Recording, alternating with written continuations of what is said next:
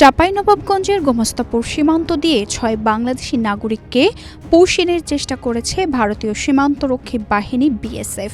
তবে বিজিবির তৎপরতায় তাদের বাংলাদেশের অভ্যন্তরে প্রবেশে ঠেকানো হয়েছে। ২৭ আগস্ট বৃহস্পতিবার সকাল ৬টার দিকে নওগাঁ ব্যাটালিয়নের অধীনে রামদাসপুর বিওপির দায়িত্বপূর্ণ এলাকায় সীমান্ত পিলার ২১৬ এমপির কাছে এমন ঘটনা ঘটে। RICL TMX, যুগের পর যুগ স্থাপনা থাকে মজবুত। ১৬ বিজিবি জানায় ১২ বিএসএফ ব্যাটালিয়নের শমশেরনগর ক্যাম্পের সদস্যরা ৬ জন পুরুষকে বাংলাদেশের অভ্যন্তরে পুশিনের চেষ্টা করেন। বিষয়টি জানতে পেরে রামদাসপুর বিওপির টহল দল দ্রুত ঘটনাস্থলে পৌঁছে। এ সময় ওই ৬ জনকে ভারতীয় সীমান্তের শূন্য লাইনে অভ্যন্তরে অবস্থানরত অবস্থায় শনাক্ত করে বিজিবি। পরে তাদের বাংলাদেশের ভূখণ্ডে প্রবেশে বাধা দেওয়া হয়।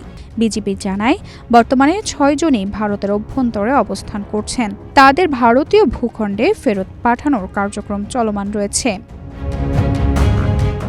তানজিদা রহমান, ইনায়া, বাংলাদেশ প্রতিদিন।